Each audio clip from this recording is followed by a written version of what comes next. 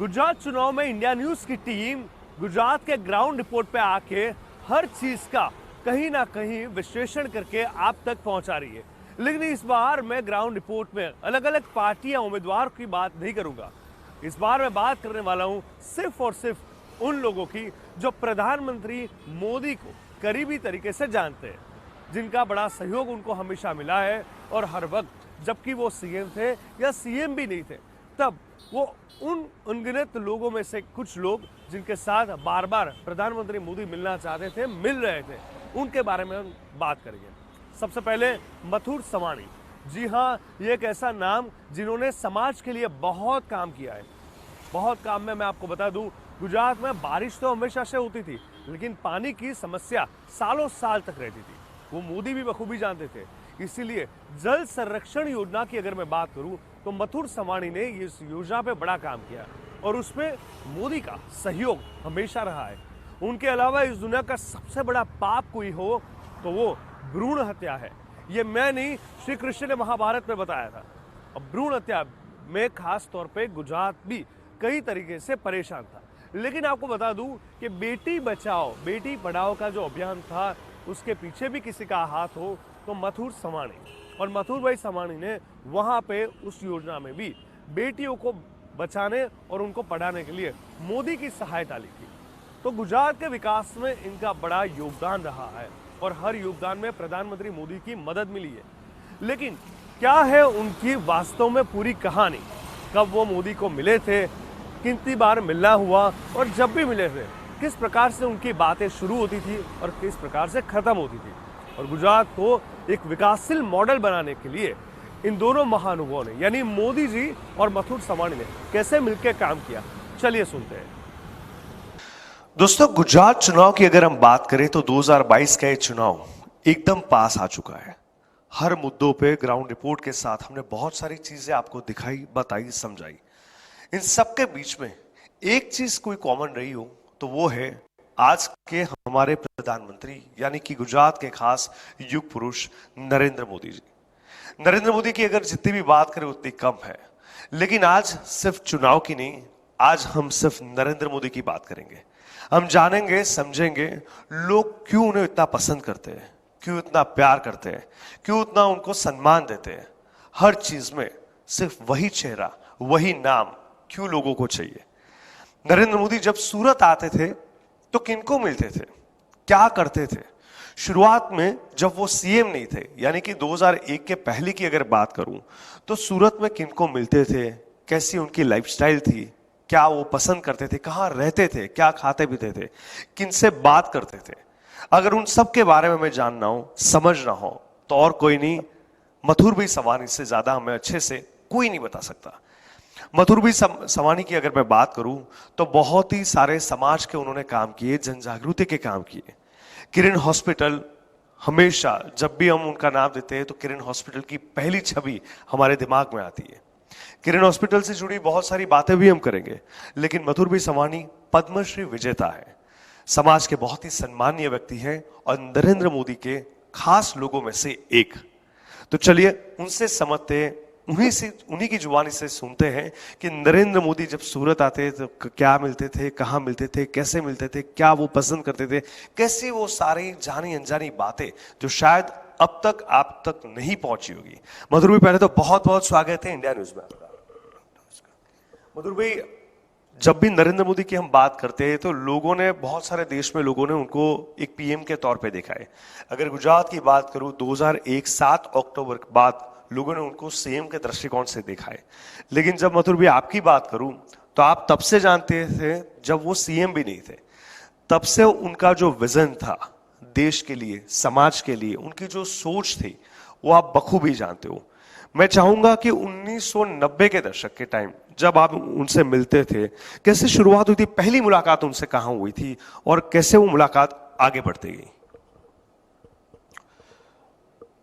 मैं बिजनेस के साथ साथ पॉलिटिकल विषय में थोड़ी रुचि रखता था, इसलिए गुजरात में परिवर्तन होना चाहिए, इसमें मुझे इंटरेस्ट था। तो परिवर्तन के लिए मुझे बीजेपी की क्षमता दिखती थी तो मुझे तब का जो केशुभाई पटेल है, नरेंद्र भाई मोदी है, उनको मिलने होता था। 1990 में गुजरात में भारतीय जनता पार्टी और जनता दल ने समझौती की। तब यही बात नरेंद्र भाई ने बताई कि जितकी ज्यादा सीट इसका मुख्यमंत्री है।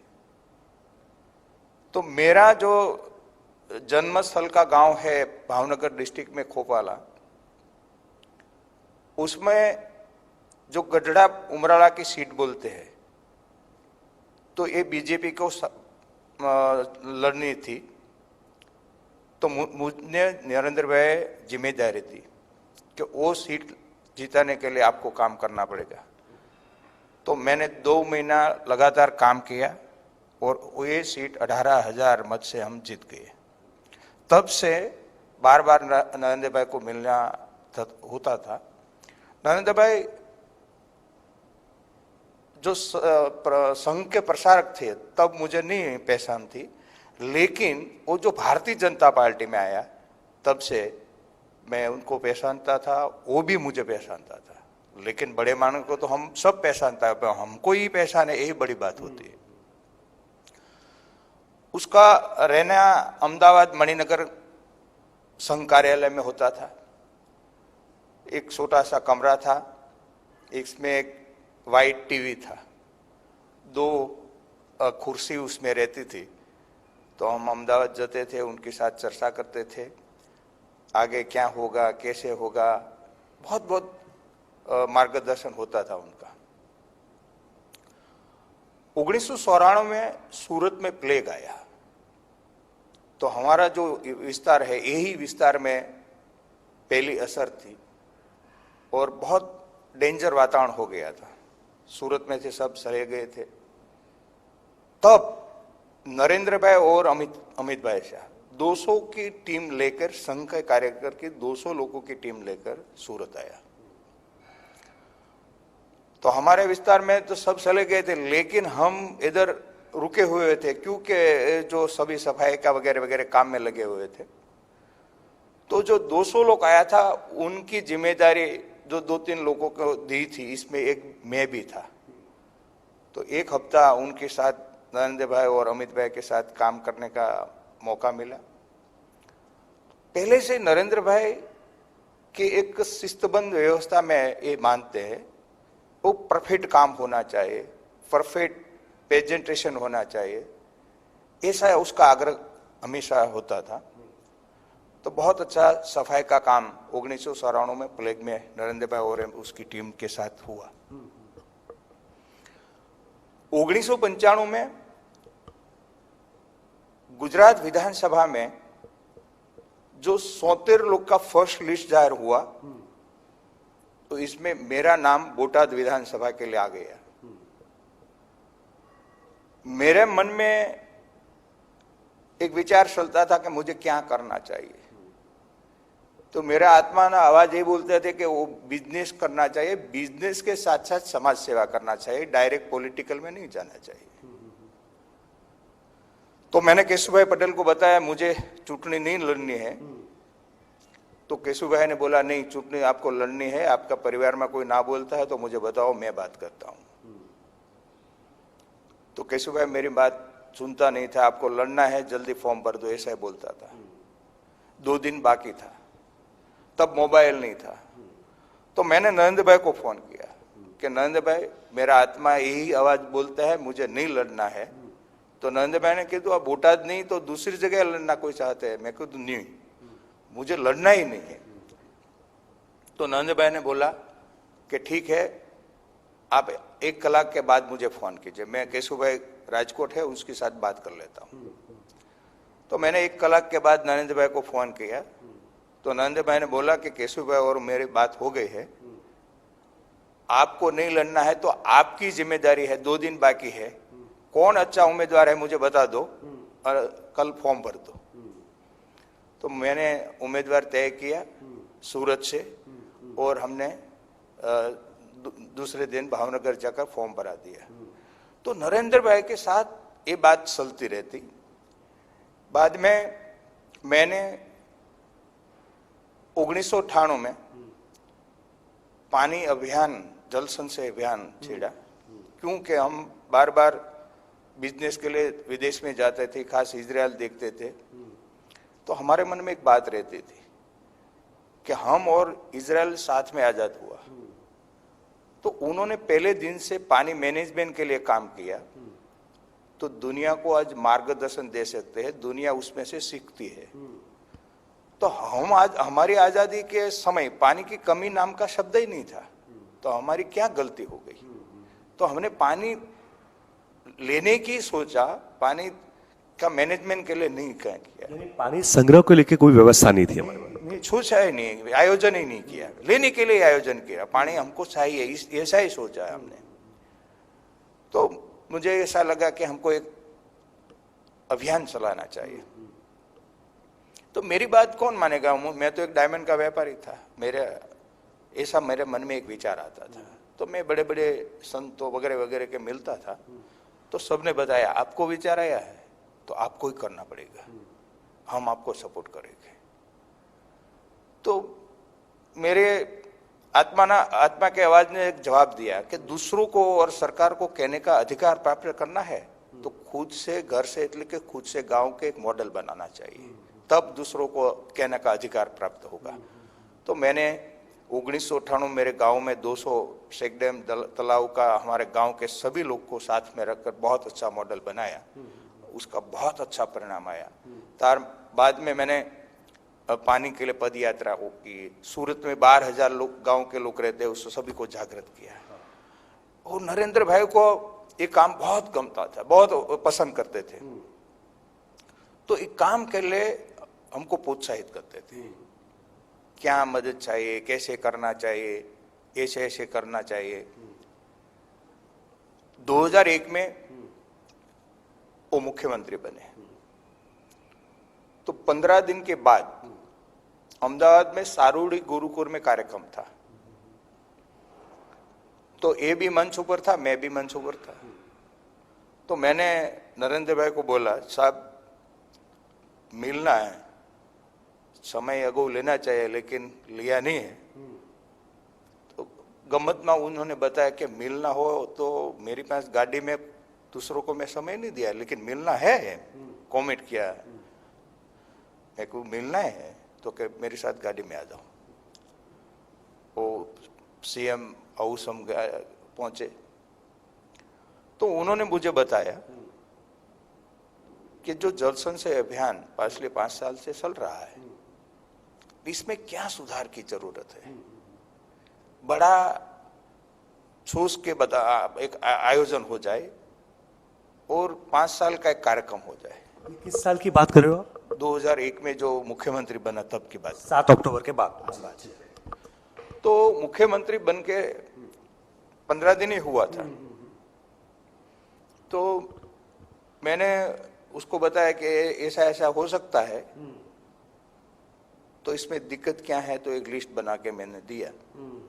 तो वो इस समय का जो सचिव था, पानी के लिए काम करता था, जो इरिगेशन विभाग में, तो उनके साथ मेरी मीटिंग करा दी और उसको क्या चाहिए, कैसे सपोर्ट कर सकते हैं, सब एक डिजाइन करके लाओ। तो उन्होंने जो हमारे छोटी बड़ी नदी है उन पे 10 लाख से 3 करोड़ का डैम, तो हमने 8,500 की डिजाइन बनाई थी, तो एक ही साथ सैद्धांतिक मंजूरी दे दी। और डीप इरिगेशन में क्या करना चाहिए, तो उनके लिए सब्सिडी का टॉप नेटवर्क किया, कंपनी बढ़ाई, इसमें शामिल की, और एक जन आंदोलन करने के लिए क्या चाहिए मैंने बताया, साहब हम जो कार्यक्रम करते हैं तो इसमें इरिगेशन में एक तालुका में एक विभाग होता है, तो उनकी 5 तालुका में कोई सिंचाई का डैम होता है, उसका काम है, कैनाल का काम है, तो हम उसको डैम बनाने के लिए मंजूरी लेते हैं, तो इसमें बहुत समय लगता है। तो मैंने बताया कि साहब उसके लिए एक अलग व्यवस्था हो, तो उन्होंने अलग व्यवस्था खड़ी कर दी। वो डैम बनाने के लिए मंजूरी के लिए अलग व्यवस्था खड़ी कर दी। पौने 200 अधिकारी को अलग से लगा दिया। यहाँ सर भी एक नोट करने वाली बात है, आपने जितनी भी अब तक की बात की उनमें एक चीज सामने आई कि हर चीज में वो फटाफट अप्रूवल दे देते थे, अलग से व्यवस्था कर देते थे। उनके पीछे क्या उनका कोई विजन था या उनका अग्रेसन था काम को लेके, या फटाफट वो विकास को लेके, जैसे हम जानते हैं सब लोग। क्या आपने ऑब्जर्व किया था? क्योंकि अब तक की सरकार और तब तक, मतलब नरेंद्र मोदी के पहले और बाद में बहुत फर्क था। जिस तरह से आपने बताया हर चीज फटाफट अप्रूवल मिल गई, अग्रेसिवली उन्होंने काम शुरू कर दिया, व्यवस्थाएं अलग कर दी, क्या आपने बखूबी उनमें ऑब्जर्व किया था? मैंने नरेंद्र भाई में यही ऑब्जर्व किया कि वो फटाफट काम करने के साथ साथ इसने मन में यही बात थी कि पूरी देश की राजनीति में परिवर्तन लाने के लिए, देश को विकास करने के लिए मुझे गुजरात का अच्छा मॉडल चाहिए। तो गुजरात में अच्छा मॉडल लेके हूं देश के परिवर्तन के लिए आगे बढ़ूंगा तो देश में मुझे बहुत मदद मिलेगी। आ बात इसके मगज में थी। तो गुजरात में हर सेक्टर में, मान लो कि गुजरात में पावर बहुत कमी थी, क्वालिटी पावर नहीं मिलता था, फैक्ट्री में जनरेटर की जरूरत होती थी, बहुत दिक्कत थी। उन्होंने सोचा कि पावर का, इलेक्ट्रिक का, लाइट का प्रश्न हल होता तो इंडस्ट्री को आगे बढ़ेगी, कृषि खेती आगे बढ़ेगी। तो उन्होंने क्वालिटी पावर के लिए पूरी ताकत लगा दी। सारे गुजरात के गांव हो, शहर हो, कस्बा हो, सब में क्वालिटी पावर आ गया। उनसे क्या हुआ कि हमारा गुजरात का बिजनेस, उसका ग्रोथ बढ़ा, बाहर से बिजनेस आया तो हमारा टर्नओवर गुजरात का बढ़ा, तो सरकार की आवक भी बढ़ी, तो सरकार का बजट भी बड़ा हो गया। तो इसके हिसाब से विकास भी बहुत हुआ। तो नरेंद्र भाई ने मन में जो कहा था वो गुजरात के एक अच्छा मॉडल बनकर गुजरात का तो विकास हो, पर वो माध्यम से देश का विकास हो, वो पहले से है ना उसका माइंड में था। तो पानी अभियान में नरेंद्र भाई ने, मैंने बोला कि वो अभियान हमें आगे ले जाना है, लेकिन आपका सहयोग चाहिए। साल में 2 बार हम शिविर लगाएंगे, इसमें गांव-गांव की कमेटी होगी, गवर्नमेंट का अधिकारी होगा। इस शिविर में आपकी हाजिरी होनी चाहिए। क्यों? कि आपकी हाजिरी में हमको मार्गदर्शन मिलेगा, तंत्र का सहयोग भी मिलेगा।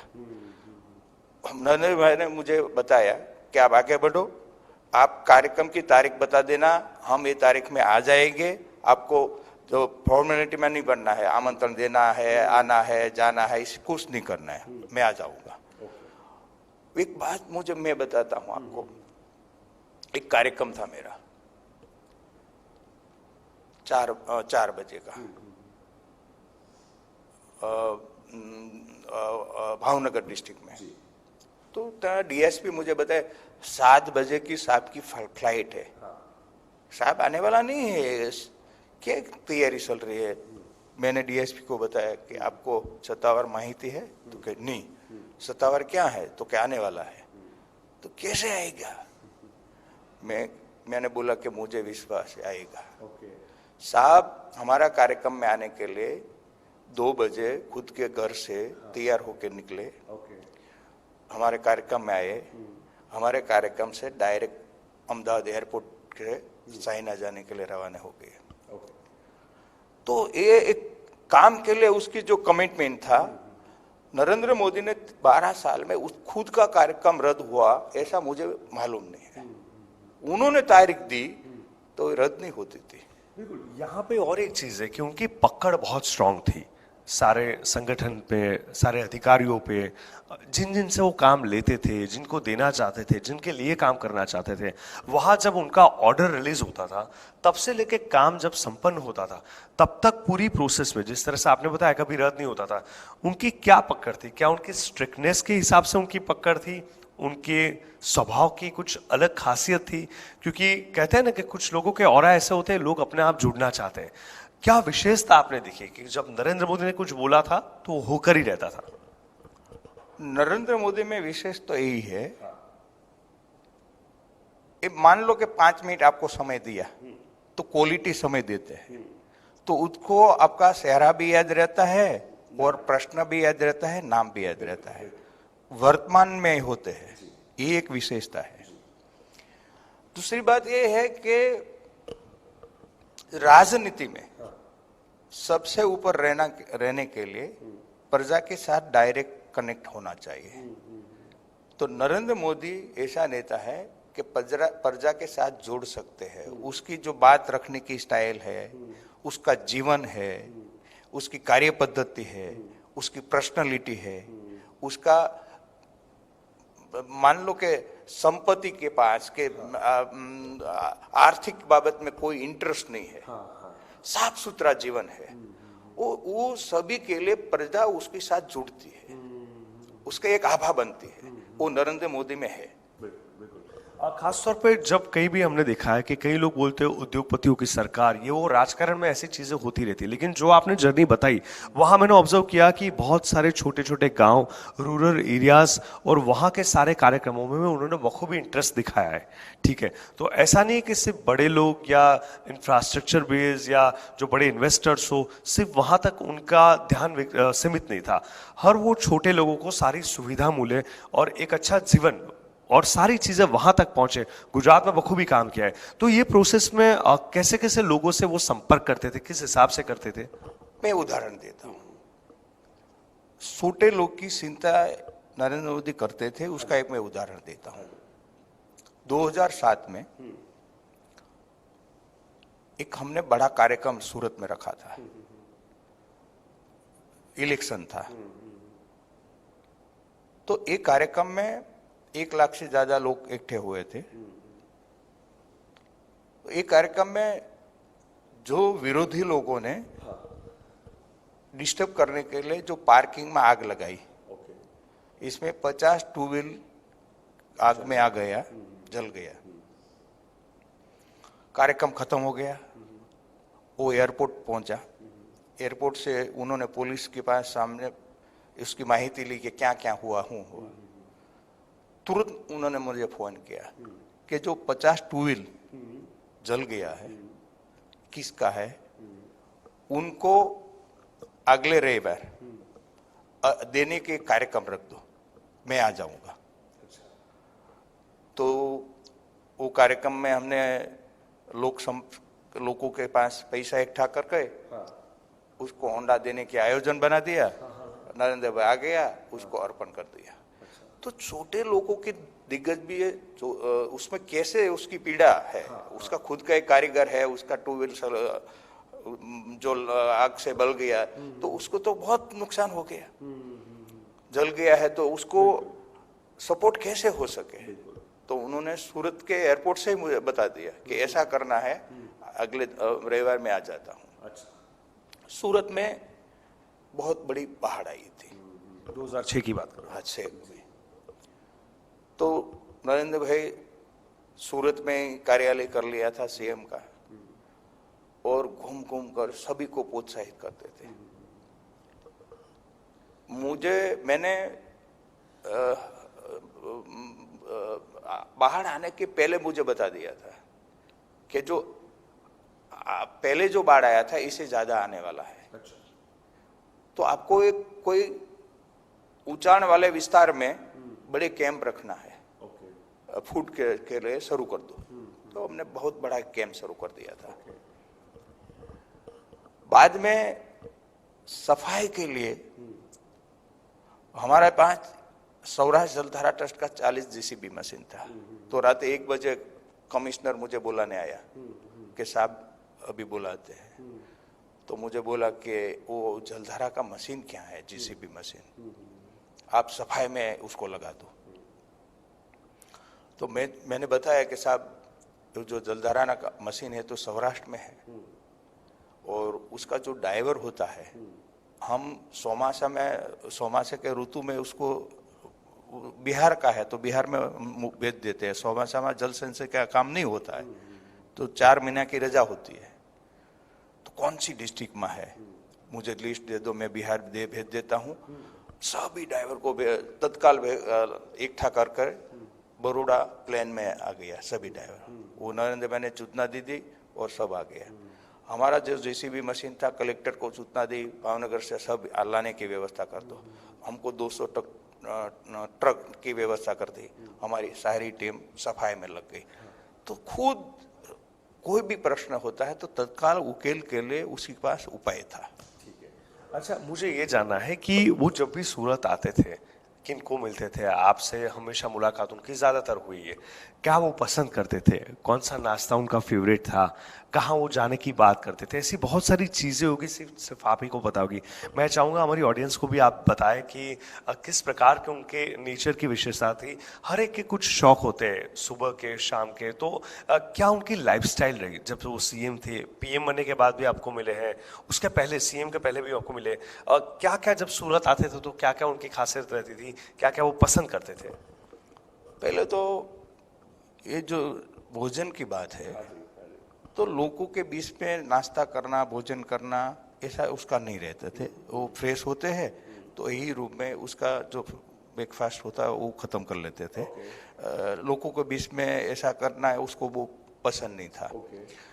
लेकिन सभी जो कार्यकर है उसको कैसे प्रोत्साहित करना है, उसका बाल बच्चा का नाम याद रखते हो, उसका परिवार की हाल साल बाल पूछते हैं, तो ऐसे सभी को प्रोत्साहित करते थे, सभी को प्रोत्साहित करते थे। खास तौर पे हमने कुछ ऐसे समय भी देखा है गुजरात ने, 2002 में अगर मैं बात करूं तो बहुत एक टफ टाइम गुजरात ने फेस किया है। नरेंद्र मोदी ने भी बहुत टफ टाइम फेस किया था उस टाइम पे। तो जब ऐसी विपरीत स्थिति आती थी, कैसे वो मैनेज करते थे, कैसे वो हैंडल करते थे, टेकल कर रहे थे सिचुएशन को, विरोधियों को अपने हिसाब से जवाब देना, लोगों में गलत मैसेज ना जाए उसके लिए एक अलग व्यवस्था होती थी, जो लोग काम करते थे ऐसे टाइम पे दौड़ रहे थे उनको संभाल के हर चीज़ सुरक्षित तौर पे चीज़ें खत्म हो, वो भी एक बहुत बड़ी रिस्पॉन्सिबिलिटी होती है। ऐसे टाइम पे जब टफ टाइम होता है, क्या उनकी खासियत आपको आकर्षित कर गई थी? ये जो पॉलिटिकल में टफ टाइम तो कोई कोई बार आता ही है, तब उसको हैंडल करने के लिए क्या करना चाहिए वो उसको बहुत अच्छे ढंग से आते थे। क्यों? कि उन्होंने सारी जिंदगी लोगों के बीच में बिताई है, तो ये विस्तार में क्या करना चाहिए, कौन पॉलिटिकल नेता को क्या करना चाहिए, कितना सपोर्ट देना चाहिए, कितना ऊपर लेना चाहिए, कितना डाउन करना चाहिए, सब वो अच्छे ढंग से समझते थे। इस हिसाब से वो पूरी उसकी कैबिनेट को काम में लगा देते थे, उसका जो साथ में जो कोई लाइजन है उसको सबको काम में लगा देते थे। लेकिन वो काम करने के लिए सोचते थे, दूसरों को नाना छोटा बनाने के लिए काम नहीं करते थे। खुद का काम है उसको कैसे आगे बढ़ाना है, काम से माध्यम से लोगों को कैसे साथ में जोड़ना है, वो इसका दृष्टिकोण होता है। जी जी बिल्कुल। एक और चीज मैं चाहूंगा आप हमारे दर्शक मित्रों को बताएं, आपने बहुत पहले जब वो सीएम नहीं थे तब आपने इस हॉस्पिटल के बारे में आपने बताया था, और आपने कुछ ऐसी चीजें बताई थी कि ये इनका उद्घाटन सीएम ही करेंगे और उस वक्त सीएम नरेंद्र मोदी ही होंगे, खातमुहूर्त ये करेंगे, ऐसा कुछ था जो मैं चाहूंगा वो डिटेल में आप बताएं। ऐसा है, ये हॉस्पिटल बनाने के लिए, ये हॉस्पिटल का जो प्लॉट है ना, वो सूरत महानगर पालिका ने टोकन रुपया में दिया है। तो वो जो जगह के लिए हम नरेंद्र भाई के पास गए कि साहब वो जगह हमको चाहिए, हम एक 100 करोड़ के खर्च में हॉस्पिटल बनाना चाहते हैं। तो हम हमारे साथ 8-10 हमारे आगेवान थे, तो नरेंद्र भाई ने बोला कि वो मथुरदास 100 करोड़ में अच्छी होटल नहीं होती है तो हॉस्पिटल कैसे होगी, 500 करोड़ करो, मैं आपको वो जगह देवरा देता हूँ। तो हमने ये 500 करोड़ के साथ निर्माण किया। ये बात आपकी कब हुई थी, किस साल में? ये काम 2011 में। तो हमने ये व्यवस्था की। बाद में 2013 के एंड में, 14 के प्रारंभ में ये हॉस्पिटल का खातमुहूर्त था। तो मुख्यमंत्री के हैसियत से नरेंद्र भाई आए थे, उन्होंने खातमुहूर्त किया, स्टोन रखा। तो मेरे अवकार प्रवचन में मैंने बताया कि ये हमारी हॉस्पिटल का शिलान्यास, खातमुहूर्त हमारे मुख्यमंत्री श्री नरेंद्र भाई के वरद हस्तक हुआ है, लेकिन मुझे विश्वास है कि ये हॉस्पिटल का ओपनिंग 2017 में होने वाला है वो देश का प्रधानमंत्री करेगा और उसका नाम नरेंद्र भाई मोदी होगा। हाँ, तो मैंने ओपनिंग के लिए समय मांगा, तब मैं बात याद की तो उन्होंने कि मैं जल्दी से जल्दी आपको समय देता हूं, और उन्होंने समय दिया और ओपनिंग उन्होंने किया। बिल्कुल। तो यहाँ आप हमें समझ सकते हैं कि जिस तरह से मधुर भाई आपने भी एक एडवांस में चीजें बता दी थी कि यही सीएम होंगे, यही पीएम होंगे। आपको कब ऐसा एहसास हुआ, लगा? उनकी लीडरशिप गुजरात को तो खैर पता ही थी, लेकिन इतने कॉन्फिडेंट के साथ आपने जब बताया, क्या महसूस आप कर रहे थे उनको लेके? हम ये महसूस करते, हम दूसरी स्टेट में जाते थे तो टैक्सी वालों को हम बताते तो गुजरात के लिए बहुत प्रभावित थे। गुजरात में बहुत अच्छा है, गुजरात का मुख्यमंत्री बहुत अच्छा है, गुजरात में बहुत विकास हुआ है। हमारे गुजरात में बहुत राज्य से कोई मजदूरी के लिए, कोई छोटे बड़े व्यापार के लिए बहुत राज्य के लोग गुजरात के साथ जुड़े हुए, तो उन्होंने सबने गुजरात का विकास देखा था। तो उनका माध्यम से सभी राज्यों में जो प्रधानमंत्री का उम्मीदवार नरेंद्र भाई को बनाया, तो सभी राज्य में एक गुजरात दिखना लगा कि हमारा गुजरात जैसा हमारा राज्य करना है तो प्रधानमंत्री नरेंद्र भाई जैसा होना चाहिए। ये वातावरण दिखता था, उन हिसाब से हमने ये बात की थी। देखिए मधुर भाई से बहुत सारी चीजें हमने समझी, जानी कि मोदी का नेचर क्या था, किस हिसाब से वो सोचते थे, उनकी सोचने की पैटर्न क्या थी, वो हमने समझने की कोशिश की। विकास की बात करते हैं, हम सब जानते हैं, कई बार हमने सुना भी है, लेकिन इन सब के बीच में जो उनके साथ बहुत ज्यादा रहे, किस हिसाब से वो विकास करना चाहते थे, टफ टाइम में वो कैसे मैनेज करते थे, डिसिप्लिन क्या उनकी थी, और खास तौर पे एक्शन ओरिएंटेड एक लीडर रहे, यही सारी क्वालिटी है जिनकी वजह से आज वो पीएम तो है ही है, लेकिन पीएम होने के बावजूद वो लोगों को बहुत अच्छे से जानते समझते। उनकी खासियत हमने देखी, एक बार भी वो किसी से मिल लेते थे, उनका नाम, जगह, नंबर, सब कुछ उन्हें याद रहता था। हमने कई सभा में देखा है, जैसे 20 साल पहले कहीं गए होंगे तो सीधा बोल देते थे सभा में, मधुर भाई केम छो, गांठिया बटा खाधा के नहीं। तो वो जो उनकी जो कला है वो हर जगह पे हम देखते हैं। वो तो नरेंद्र भाई के विशेषता रही है। हमारे कितने इतना ऐसा मित्र है कि विदेश में कोई बार मिले हैं तो खुद ऐसा महसूस करते हैं कि मुझे तो एक बार मिला है तो मुझे नरेंद्र भाई कैसे पहचानता है। तो उनको भी उन्होंने कैसे है, क्या इजराइल में चल रहा है, कैसा है, ऐसा बोल दिया है। तो उसके मगज में ये चेहरा है, ये बताता है। हमारे मेरे एक मित्र है जो नरेंद्र भाई का सूट लिया, लालजी भाई धर्मानंद। तो उमना जो फर्स्ट प्राइज जो मुख्यमंत्री थे तब 2005 में, उसका जो फर्स्ट परिचय हुआ तो एक शिक्षण संस्था के साथ, गुरुकुल के साथ जुड़े हुए हैं, तो उन हिसाब से हुआ। तो ये स्वामीनारायण संप्रदाय है।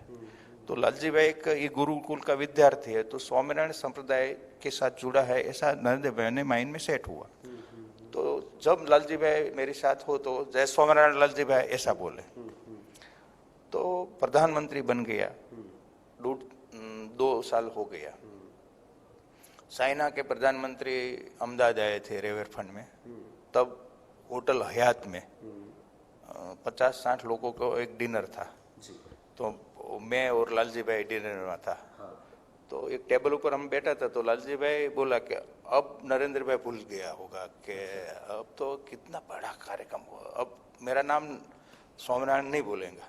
मैं लालजी भाई को बताया जरूर बोलेगा। अच्छा।